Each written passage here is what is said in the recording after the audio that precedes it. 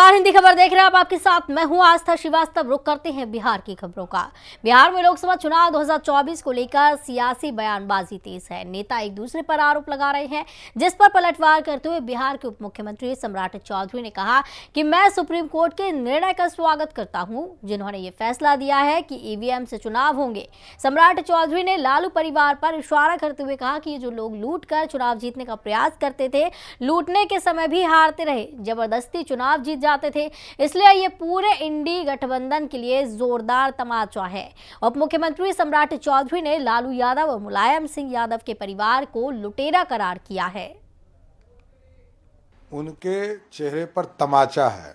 Supreme court का स्वागत करता हूं, जिन्होंने ये फैसला दिया कि एकदम ईवीएम से चुनाव होंगे, क्योंकि ये जो लूट कर चुनाव जीतने का प्रयास करते थे, लूटने के समय भी हारते रहे, जबरदस्ती चुनाव जीत जाते थे, इसलिए ये पूरा इंडी गठबंधन के लिए जोरदार तमाचा है।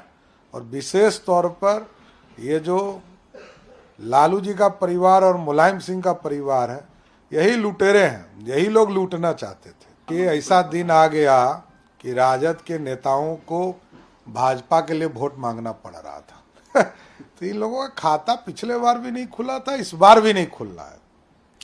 एकदम पूरा इंडी गठबंधन साफ होने वाला है बिहार में। और लालू प्रसाद जी जो भ्रम फैलाते हैं कि आरक्षण खत्म हो जाएगा, संविधान खत्म हो जाएगा, तो लालू जी को बताना चाहता हूं, आप अपने परिवार के लिए जीते हैं और मोदी जी पूरे देश के परिवार के लिए जीते हैं। और आपके लिए आरक्षण सिर्फ आपके परिवार के लिए है, मोदी जी के लिए पूरे देश की बहनों के लिए आरक्षण समर्पित है। अरे डबल डिजिट में आए कांग्रेस, यही इसके लिए बड़ी बात होगी राहुल गांधी जी के लिए। जब तक राहुल गांधी जैसा नेतृत्व और लालू प्रसाद जैसा भ्रष्टाचारी दिखता रहेगा, तब तक मोदी जी को 400 पार करने से कौन रोक सकता है। खगड़िया में बिहार के पूर्व उप मुख्यमंत्री और राजद नेता तेजस्वी यादव ने बीजेपी पर जमकर निशाना साधा। उन्होंने कहा कि हमारे चाचा 17 महीने साथ रहे और उन 17 महीने में तेजस्वी ने उन्हीं मुख्यमंत्री के हाथ से नियुक्ति पत्र बंटवाया। जो लोग हमारे 10 लाख सरकारी नौकरियों के प्रण को असंभव बताते थे, हमें नौकरियां देने का अर्थशास्त्र समझाने के लिए कहते थे।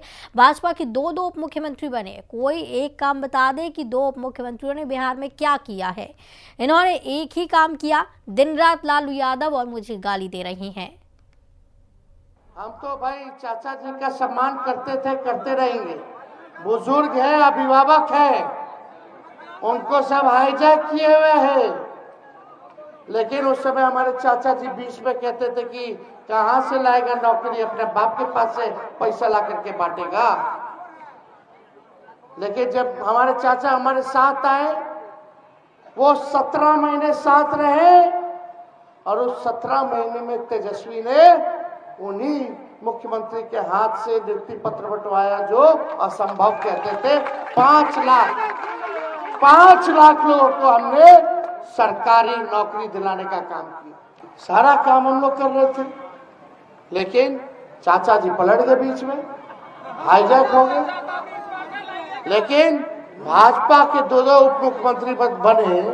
बताओ, इतना महीना हो गया, एक काम बता दो भाजपा के मुख्यमंत्री उप मुख्यमंत्री का।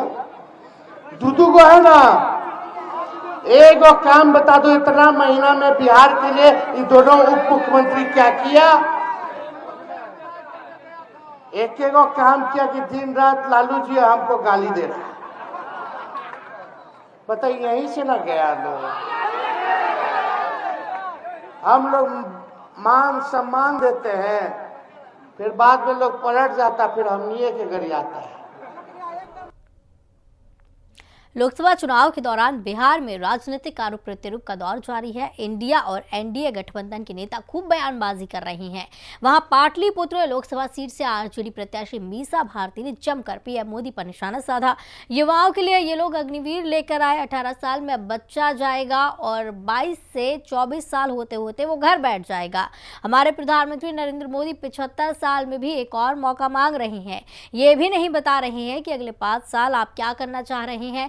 आपने बिहार के लिए क्या किया है। यहाँ पर जितने भी उम्मीदवार हैं उनकी छवि अच्छी नहीं है, सिर्फ मोदी जी का चेहरा दिखाने की कोशिश है। इसको बिहार की जनता अच्छे से समझ चुकी है, इनकी विदाई तय है। समझ में आ गया ना मोदी जी को कि 150 भी पार नहीं करने जा रहे हैं। अब प्रधानमंत्री जी मुद्दों की बात नहीं करते हैं। बिहार आते हैं, बेरोजगारी पे कुछ नहीं कहते हैं, किसानों की आय दुगनी हुई कि नहीं हुई इस पे कुछ नहीं कहते हैं, परिवारवाद पे भी नहीं कुछ कहते हैं। सब तो परिवार वालों को टिकट दे दिया है। महंगाई पे कुछ नहीं बोलते हैं, महंगाई कब कम करेंगे। और एक तरफ आप देखिए कि युवाओं के लिए अग्निवीर जो लेके ये लोग आए कि 18 वर्ष में वो बच्चा जाएगा और 22 वर्ष या 24 वर्ष का होते होते वो घर बैठ जाएगा। और हमारे प्रधानमंत्री जी 75 वर्ष में भी एक बार और मौका मांग रहे हैं, तीसरी बार। 10 वर्षों तक तो इन्होंने कुछ किया नहीं, और ना ये भी नहीं बता रहे हैं कि अगला 5 साल जो आप मौका मांग रहे हैं आगे के लिए, तो आपका विजन क्या है, आप क्या करना चाह रहे हैं। खासतौर पे बिहार से मैं हूँ और बिहार के लिए आपने क्या किया है। बिहार को आपने तो एक तो आप ही ने कहा था कि स्पेशल पैकेज मिलेगा, स्पेशल राज्य का दर्जा मिलेगा, यहाँ पे फैक्ट्रियां लगेगी, बंद पड़ी हुई चीनी मिलों से धुआं उठेगा। और अगले चुनाव में मतलब 14 में वादा किया था कि 19 में आएंगे तो उसी से धुआं उठते, उसी चीनी से हम चाय पियेंगे। तो सब क्या हुआ मोदी जी। जिस जिस क्षेत्र में आपने वादा किया था वहां की जनता आपको ढूंढ रही है। और आप देखिए प्रधानमंत्री का स्तर देखिए कि इतना नीचे आ गया है कि आप मुखिया का भी चुनाव में प्रचार करने आइएगा, हमको तो लगता है।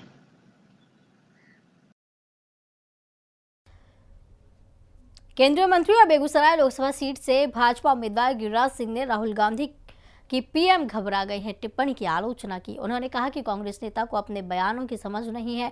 ये कांग्रेस का दुर्भाग्य है कि कांग्रेस पार्टी में राहुल गांधी जैसे नेता है जो लोग खुद नहीं समझते कि वे क्या कह रहे हैं, तो लोग उन्हें कैसे समझेंगे।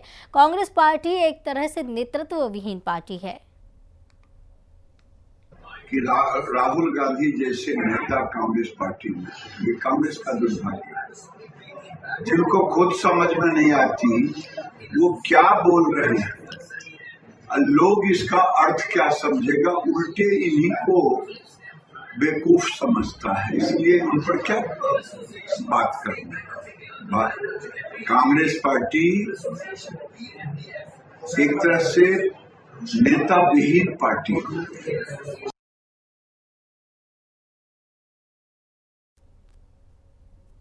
ईवीएम को लेकर सुप्रीम कोर्ट के फैसले पर जेडीयू नेता अभिषेक झा ने कहा कि विपक्ष के लोग हमेशा बेबुनियाद मांग करते रहते हैं।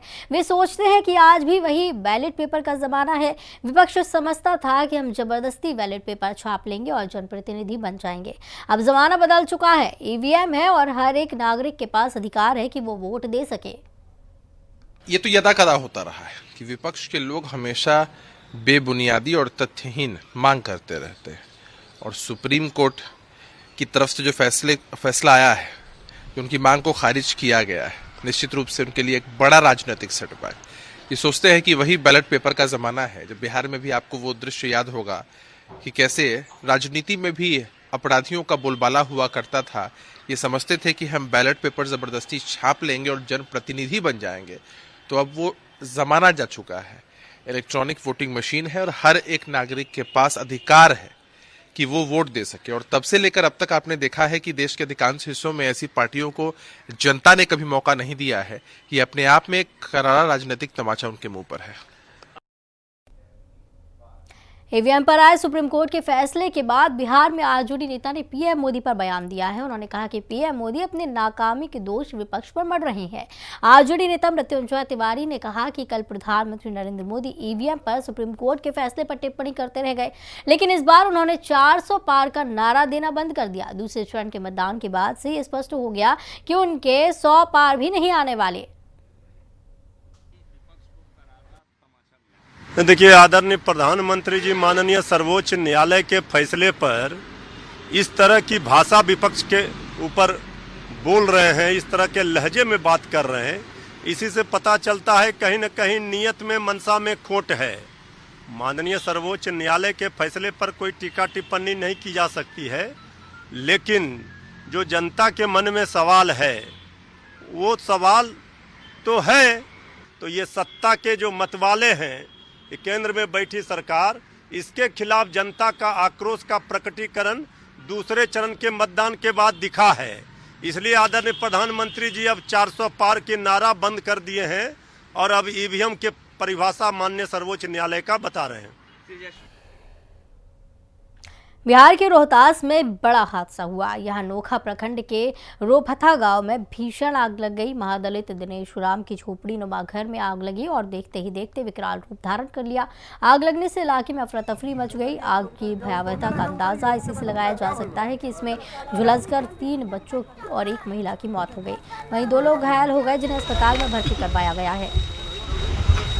रोपथा गाँव में हुआ है। क्या हुआ इसमें? 4 लड़का लड़की की मौत भी हो गया है। एक ही परिवार के हैं? एक ही परिवार। क्या लोग झुलसे हैं? 2 गो समझ के जोखम में है। बोधगया में दिन के उजाले में विदेशी महिला के साथ लूट की घटना हुई। जापानी महिला यूको मोमोज अपने देश जापान जा रही थी। उसी दौरान 4 अज्ञात लुटेरों ने लूट की घटना को अंजाम दिया। ये घटना तब घटी जब महिला अपने पति के साथ गया एयरपोर्ट जा रही थी। इसी दौरान मंदिर के पास पहले से घात लगाए बैठे बदमाशों ने महिला से 2 लाख रुपए लूट लिए और फरार हो गए। हालांकि लोगों ने इससे एक लुटेरे को खदेड़ कर पकड़ लिया। लूटी गई रकम अभी तक बरामद नहीं हो सकी है।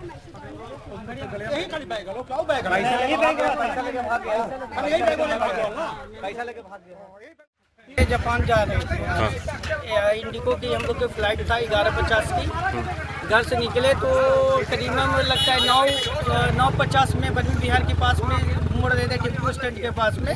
वो बोला कि आपका एलिवेटर फट गया है, जी गाड़ी में आग लग गया, रोकिए सर। चिल्लाया, बस हम लोग रोक दिए। रोक के उतरे, जैसे गाड़ी में उतरने वाले थे वो केमिकल मारा। मेरे पत्नी यूको दोनों बेहोश हो गए। 5 मिनट के मेरे भाई चला रहे थे गाड़ी। भाई को उतरते जब इन्हें से मेरा बैग ये लिया, इसमें मेरा 2 लाख जापानी येन था, NRI कार्ड था, पासपोर्ट है, वीजा है, सारा लगेज लेके भाग गया ये बैग।